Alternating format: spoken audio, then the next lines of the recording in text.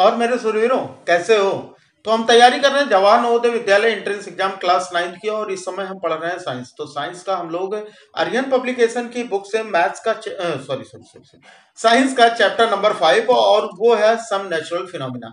इसके पहले मैंने आपको पार्ट 1 पढ़ा दिया है, ठीक है ना? क्योंकि ये चैप्टर तभी समझ में आएगा जब आपको चार्ज वगैरह के बारे में पता रहेगा, और उससे भी काफी सारे क्वेश्चन आपके एग्जाम में बन सकते हैं। तो बहुत ही इंपॉर्टेंट क्लास है। पार्ट 1 की लिंक जो है वो मैं डिस्क्रिप्शन में दे दूंगा, वहां से जाकर इस क्लास को समझने के पहले आप वो वीडियो देखिए। आपको पहले अच्छे से उसकी बेसिक चीजें समझ में आएंगी, उसके बाद फिर हम लोगों को ये चैप्टर समझ में आएगा, ठीक है? तो आर्यन पब्लिकेशन की बुक में काफी सारी चीजें जो है वो नहीं है, उनको भी बताना पड़ेगा, और साथ ही साथ आपको चैप्टर भी समझना पड़ेगा और उसके क्वेश्चन के लेवल को भी समझना पड़ेगा। तो वीडियो को पूरी देखिएगा, ठीक है? और वीडियो पर जो लास्ट वीडियो थी उस पर आप लोगों का रिस्पांस काफी अच्छा था, और काफी सारे बच्चों ने कमेंट किया सर साइंस की क्लास रेगुलर होनी चाहिए, ठीक है?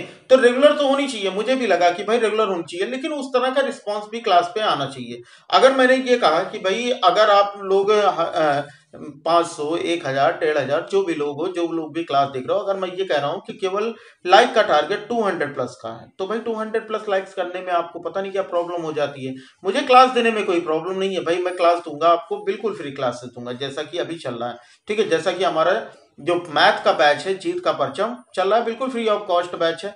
बिल्कुल शुरू से हम लोग बिल्कुल बेसिक से मैथ पढ़ रहे हैं, रेशनल नंबर से लेके, और विद इन 45 डेज, 45 दिन के पहले पहले हम लोग पूरा का पूरा जो मैथ का टॉपिक होगा वो हम लोग कंप्लीट कर लेंगे, ठीक है? तो सुबह 6 बजे इसकी क्लास होती है। प्ले लिस्ट की लिंक आपको डिस्क्रिप्शन में मिल जाएगी। अगर आप सुबह 6 बजे नहीं ले पाते हो तो बाद में भी आप वो सारी क्लासेस ले सकते हो, ठीक है? तो चलो फिर आपको सारी बातें समझ में आ गई होंगी। हम लोग अपने चैप्टर पे पढ़ते हैं। तो चैप्टर को शुरू करने से पहले सभी लोग वीडियो को लाइक कर दीजिए।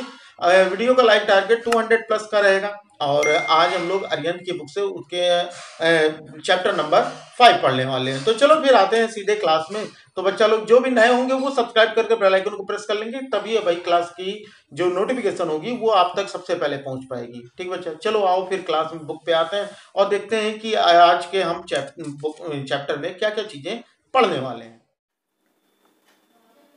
तो आज का हमारा चैप्टर है सम नेचुरल फिनोमिना, यानी कि कुछ प्राकृतिक परिघटनाएं। भाई बहुत ही इंपॉर्टेंट चैप्टर है, और इसके पहले हम लोगों ने इसका बेसिक कॉन्सेप्ट भी हमने पढ़ लिया है, क्योंकि ये चीज़ें पहले चार्ज के बारे में जानना जरूरी है। तो उसके लिए मैंने ऑलरेडी जो इसका फर्स्ट पार्ट था उसमें हम लोगों ने चार्ज के बारे में पढ़ लिया था कि भाई ये चार्ज कैसे जनरेट होते हैं ना, क्योंकि आगे हम लोगों को यहाँ पर कई तरह की चीज़ें पढ़नी है। जैसे अब यहाँ पर आपका थोड़ा सा मैं जूम कर लेता हूँ ताकि आपको क्लियर दिखे।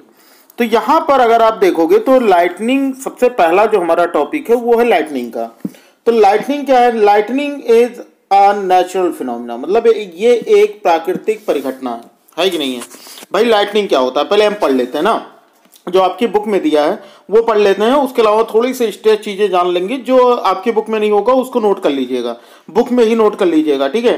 देखो पहली लाइन दी गई, during heavy rains and thunderstorm we sometimes notice brief spark in the sky. मतलब कुछ कभी कभी ऐसा होता है कि बारिश के दौरान क्या, या फिर जब बादल गरजता है ना, तो हम ये देखते हैं कि भाई आसमान में कुछ जो स्पार्क दिखाई देता है हमें, है ना, कुछ चमक हमको दिखाई देती है।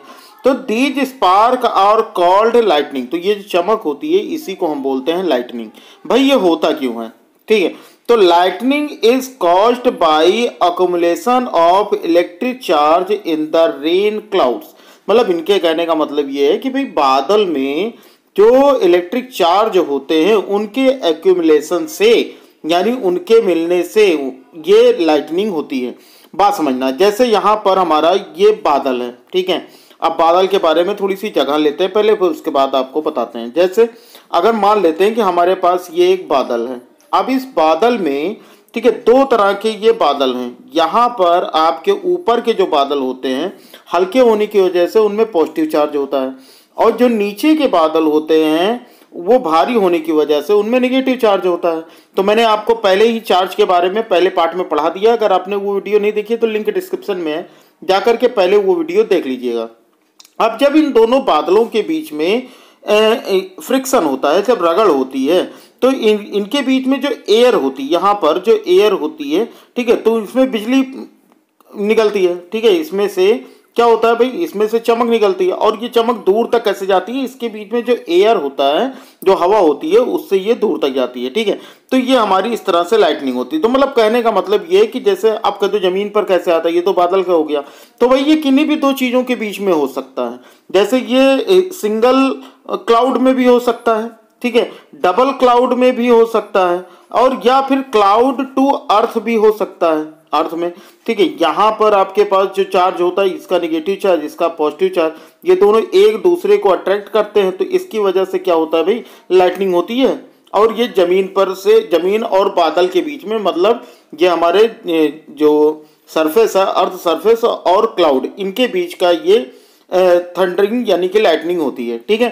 फिर the product from lightning flashes lightning conductor is used, ठीक है, the two protect lightning flashes, मतलब ये बिजली से बचने के लिए क्या करते हैं, लाइटनिंग कंडक्टर का यूज होता है। लाइटनिंग कंडक्टर क्या होता है, लाइटनिंग कंडक्टर जो होता है, इसके बारे में हम लोग आगे पढ़ेंगे। अभी थोड़ी सी बात आपको हम बता देते हैं कि जैसे घर होता है, तो घर के ऊपर एक यहाँ पर रॉड लगी होती है, ठीक है, मेटेलिक रॉड कॉपर की, और यहाँ पर एक कॉपर जो होता है वो सीधा आकर यहाँ जमीन के अंदर टच होता है। तो जब लाइट यहाँ पर टकराती है ना, तो ये घर को डैमेज ना करके ये सीधे जमीन के अंदर आ जाती है, ठीक है। तो ये हमारा कहलाता है लाइटनिंग कंडक्टर। इसके बारे में हम लोग आगे पढ़ेंगे।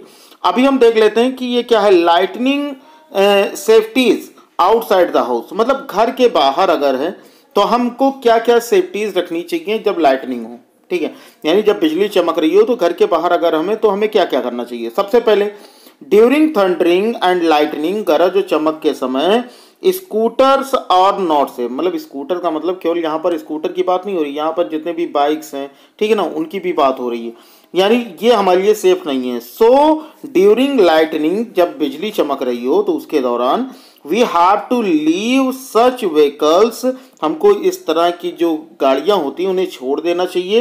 एंड टेक शेल्टर, और कहीं भाई जाके छांव में हमें रुक जाना चाहिए। मतलब कभी भी जब बादल खूब गरज रहे हो ना, खूब चमक रही हो, तो कभी आपको बारिश में इधर उधर नहीं घूमना चाहिए, ठीक है ना, यानी बाइक से तो कतई नहीं घूमना।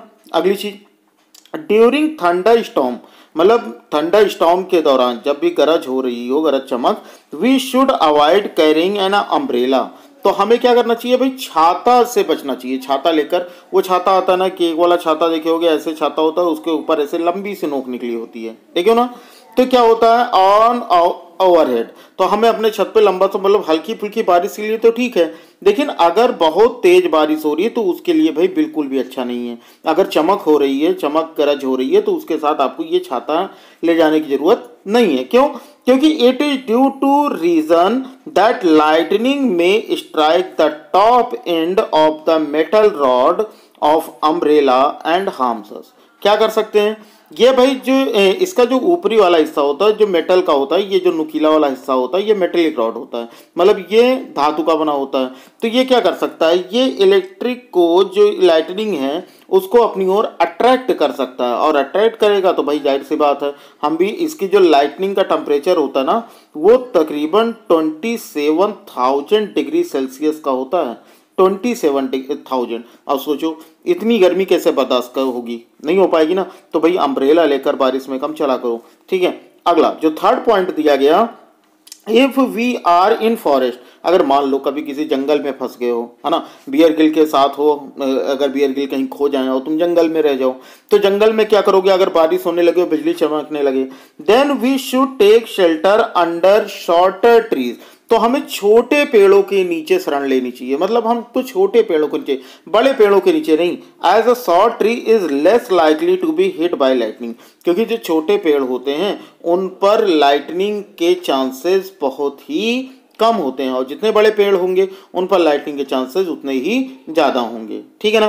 क्योंकि बड़े पेड़ जो होते हैं और वो ज़्यादा नज़दीक आ जाते हैं बादल के, तो वहाँ पर लाइटनिंग के चांसेस ज़्यादा होते हैं, और बड़े पेड़ की वजह से हम तक लाइटनिंग आसानी से पहुँच सकती है, ठीक है। तो जब जंगल में फंस जाना ना, तो अगर बिजली चमकने लगे तो छोटे पेड़ के नीचे खड़े होना, बड़े पेड़ के नीचे नहीं, ठीक है। अगला fourth point, if in case no shelter is available, अगर मान लो रुकने की जगह ही ना हो तो क्या करोगे भाई, है ना, तो भागते रहोगे, नहीं भागना नहीं। We are in an open field, अगर हम खुले मैदान में हैं, then the kindly stay away from the poles, तो हमें क्या करना है, जो खंभे लगे होते हैं बिजली के खंभे वगैरह, उनसे दूर हट जाना है। क्या करना है, उनसे दूर हट जाना है। And other metal objects, and या जो भी दूसरे मेटल के ऑब्जेक्ट्स हों उनके पास नहीं रहना, जैसे गाड़ी वगैरह के पास नहीं रहना। And do not lie on the ground, और क्या करना भी, और हमें जमीन पर भी नहीं लेटना है, ऐसा ना हो कि वहीं पे जाके लेट जाओ। इंस्टेड, इसके बजाय squat low on the ground, ठीक है, मतलब इतनी छोटी जगह लेटना नहीं है आपको, इतना सिकुड़ के बैठना है जितना अपने को छोटा कर सकते हो, जमीन पे खुद को ज़्यादा से ज़्यादा, जैसे होता नहीं स्कूल में टीचर पनिशमेंट देते हैं, कभी कभी मुर्गा बना देते हैं, तो उस तरह का जितना भी छोटा हो सके उतने ही छोटे होकर बैठ जाओ, ठीक है। Place hands on the knees with the head between the hands because this position will make us the smallest target to be struck। बात समझ में आई? क्या करना है यहाँ पर कि अपने हाथों को अपने घुटनों पर रखो और उसके बीच में अपना सर ढक लो, ठीक है। फोटो दिखाने की कोशिश करता हूँ आपको, इस तरह से आपको बैठना है, क्योंकि इसकी वजह से ना कि आप उस समय बहुत ही छोटे टारगेट पे हो जाते हो, बहुत छोटा टारगेट, और वहाँ पर बिजली जो है, बिजली तक वहाँ तक लाइटनिंग के पहुँचने के चांसेस बहुत ही कम हो जाते हैं। बताओ भाई, बात क्लियर हुई इतनी? सभी को ये बात समझ में आ गई? चलो आगे देखते हैं हम। अगला जो हमारा पॉइंट आता है वो है कि भाई अगर मान लो कि ये तो कंडीशन थी कि अगर हम घर के बाहर हैं, ठीक है, घर के अंदर भी रिस्क है, ऐसा नहीं है कि घर के अंदर आप सेफ हो, तो lightning safety inside the house, तो घर के अंदर हम क्या कर सकते हैं। पहला पॉइंट आता है घर के अंदर हमें क्या क्या सावधानियां बरतनी है, ठीक है। तो सबसे पहले any contact with telephone cords, electrical wires and metal pipe should be avoided during a thunderstorm. जब गरज चमक हो रही हो ना, तो उस समय जो टेलीफोन कॉर्ड्स हैं, यानी कि जो टेलीफोन के तार हैं या कोई बिजली का तार है या कोई मेटेलिक पाइप है, तो उनको छूने से बचो। कभी कभी देखे होंगे ना कि दीवारों में करंट आ जाता है, तो यही रीजन होता है, ठीक है। तो इनको सबको छूने से बचो, हो सकता है इनसे बिजली उतर सकती हो। दूसरा point, mobile phones and cardless phones should be use, मतलब वो तार वाले फ़ोन का यूज नहीं करना, मोबाइल का, जो कि आप करते ही हो, है ना, चाहे बारिश हो चाहे ना हो, बिजली चमके या ना चमके, आपको तो फ़ोन यूज करना ही करना है, तो भाई ये सेफ है ना। लाइटनिंग के लिए, मैं पढ़ाई के लिए नहीं बता सकता हूँ, लेकिन लाइटनिंग के लिए ये फ़ोन आपका कार्डलेस फ़ोन, मतलब जिनमें वायर नहीं होते, इस तरह के फ़ोन जो होते हैं वो यूज करने चाहिए, ठीक है। थर्ड पॉइंट क्या आता है, bathing should be avoided during thunderstorm. भाई ठंडियों में तो आप वैसे भी नहीं नहाते हो, है ना, नहीं सबकी बात नहीं हो रही, कुछ लोगों की बात हो रही है जो कि पूरी ठंडी में नहीं नहाते। लेकिन एक चीज़ ये याद कर रख लो कि अगर बारिश हो रही है, बाथिंग देखो बारिश में तो वैसे भी नहीं आना चाहिए, है ना, अगर बिजली चमक रही है तो। लेकिन दूसरी कंडीशन, अगर बिजली गरज रही है, ठीक है, बादल गरज रहे हैं, बिजली चमक रही है, तो हमें वैसे भी नहाना चाहिए। क्या है, in order to avoid contact with running water, क्योंकि बहते हुए पानी में भी बिजली उतर सकती है, तो इसलिए हमें क्या करना चाहिए, बहते हुए पानी से बचना चाहिए, है ना। आप कहोगे सर बाल्टी में पानी लेकर नहा नहीं सकते, नहीं, उसमें तो नहा सकते हो, लेकिन बहते हुए पानी में आप नहीं नहा सकते हो, ठीक है ना। बाल्टी में पानी लेकर नहाना हो तो भाई नहा लो, ठीक है। चलो अगला जो हमारा पॉइंट आता है वो है हमारा point 4, even the electrical appliances like computer, TVS etcetera, है ना। जैसे कि हमारे कुछ इलेक्ट्रिक अप्लायंसेस हैं, ठीक है, जैसे कंप्यूटर हो गए या और भी जो बिजली से चलने वाली चीज़ें हैं, उन्हें हमें क्या करना चाहिए, शुड बी अनप्लग्ड। उन्हें क्या करना, उन्हें अनप्लग कर देना चाहिए, मतलब उनको मेन पावर सप्लाई से अलग कर देना चाहिए। Electrical lights can be remain on, आप लाइट ऑन रख सकते हो, क्योंकि भाई ये तो दूर लगा हुआ, इनको तो हमें टच करना नहीं है, तो आप इन्हें ऑन रख सकते हो। They do not causes any harm, ये हमें कोई नुकसान नहीं पहुंचा सकते। तो भाई बात समझ में आ गई ना कि घर के बाहर और घर के अंदर हमें कैसे खुद को सेफ रखना है, ठीक है। ये बहुत ही इंपॉर्टेंट पॉइंट है। और ये हमारा लाइटनिंग कंडक्टर, देखो लाइटनिंग कंडक्टर क्या होते हैं, लाइटनिंग कंडक्टर होते हैं a device which is used to protect building from the effect of lightning is known as lightning conductor. क्या होता है भैया, ये एक ऐसा डिवाइस होता है ना जो हमारी बिल्डिंग्स को बचाता है। किससे बचाता है, लाइटनिंग के इफेक्ट से, मतलब बिजली के प्रभाव से बचाता है, तो इसी को ही लाइटनिंग कंडक्टर कहा जाता है, ठीक है। It is made up of a thick strip of metal. ये किसका बना होता है? ये भाई धातु मतलब मोटे पट्टी का बना होता है, धातु की मोटी पट्टी होती है जो स्ट्रिप होती है मेटल की मोटी, उससे बनी होती है। The top end of the lightning conductor is pointed. और जो सबसे ऊपर वाला हिस्सा होता है ना लाइटनिंग कंडक्टर का, वो कैसा होता है? वो नुकीला होता है, वो पॉइंटेड होता है। Which is fixed above the highest point of the building. और जो कहाँ पर लगा होता है?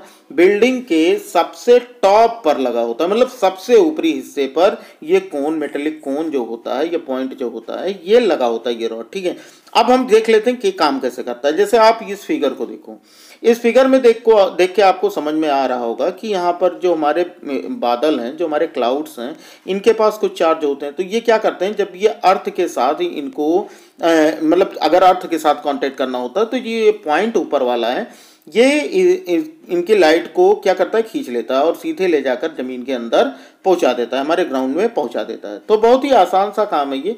ठीक है, तो ये क्या करते हैं कि अपोजिट जो चार्जेस होते हैं, जो क्या बोलते हैं उनको, विपरीत आवेश होते हैं, वो क्या करते हैं कि वो एक दूसरे को आकर्षित यानी कि अट्रैक्ट करते हैं। तो इसीलिए हम उनको अर्थिंग के थ्रू उनको हम खींचते हैं। और ये मेटल जो ये हमारा लाइटनिंग कंडक्टर होता है, ये हमारे घर को नुकसान पहुंचाने से, लाइटनिंग से जो नुकसान हो सकता है उससे बचा देता है। तो बहुत ही यूजफुल है। तो यहाँ से कई तरह के क्वेश्चन आपके आ सकते हैं। ठीक है, अब यहाँ पर देखो, जैसे आप पूछा जाए कि भाई लाइटनिंग कंडक्टर का क्या काम है, तो भाई समझ में आ जाएगा कि लाइटनिंग कंडक्टर जो होते हैं वो क्या करते हैं? बिल्डिंग को प्रोटेक्ट करते हैं, है ना। क्या करते हैं? ये बिल्डिंग को प्रोटेक्ट करते हैं। तो अगर लाइटनिंग कंडक्टर की बात की जाए तो भाई ये क्या करते हैं?